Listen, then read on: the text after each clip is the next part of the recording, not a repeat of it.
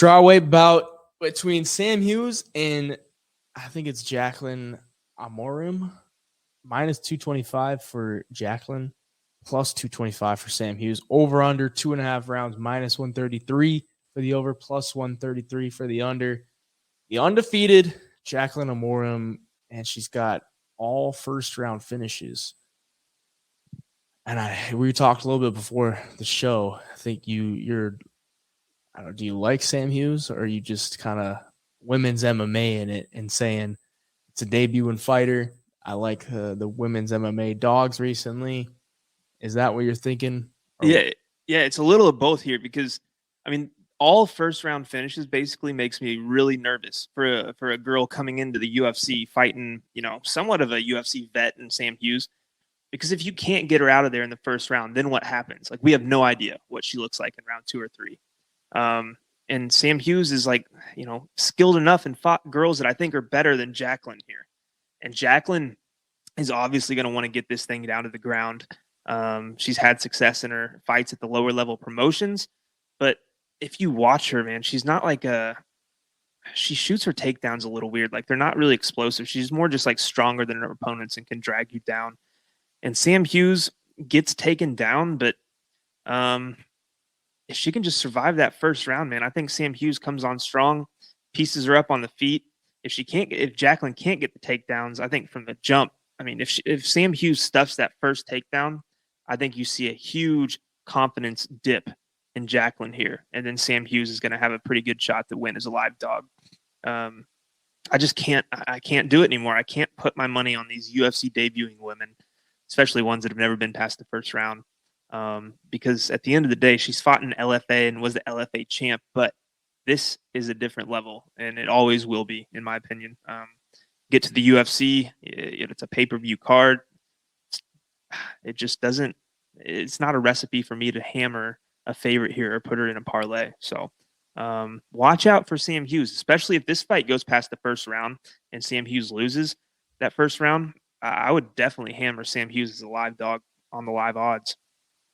Yeah, an LFA champ for a men's is a lot different than an LFA champ in women's. Like, an LFA champ for a man coming into the UFC could probably do some pretty good stuff, and that guy is going to be pretty good. He can handle with a lot of the fighters, at least entry level fighters. And a champ for the LFA for women's isn't the same. Like, she could go in there and look not like a fish out of water, but just nothing like she's finishing everybody in the first round. Like, she's not going to come into the UFC and do that unless she's just some crazy prospect. I watch her. There's not a lot of film to watch on her because she just finishes people in the first round. Right. But like you said, what do we know after the first round? She trains at an American Top Team, so a good team. But it's probably going to be a live betting spot. If you like Sam Hughes, I don't think if you like Sam Hughes, I would just wait. Just wait until after the first round, because Jaqueline's probably going to come out with something hot. And she has some solid power on the feet too. I mean, the knockout she had in LFA was in 10 seconds. It was just one right hand and put her out. And then she's got the submission game as well. But Sam Hughes, a big part of her game is mixing in the wrestling. So if she wants to win this fight, is she going to outstrike her for, 15 minutes or at least 10 minutes or something like that? I don't know. It's kind of a lot to ask. Just a weird one here.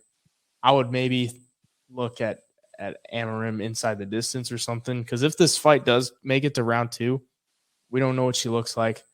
I'm going to guess she probably looks fine. But at the same time, it's when you just murk people in the first round of your entire pro career and then you don't murk somebody in your debut, maybe that starts to get to your head and something like that. But it's women's MMA, and a debuting fighter at minus 200 plus is tough. That's just tough. It doesn't matter who you're facing, Yeah.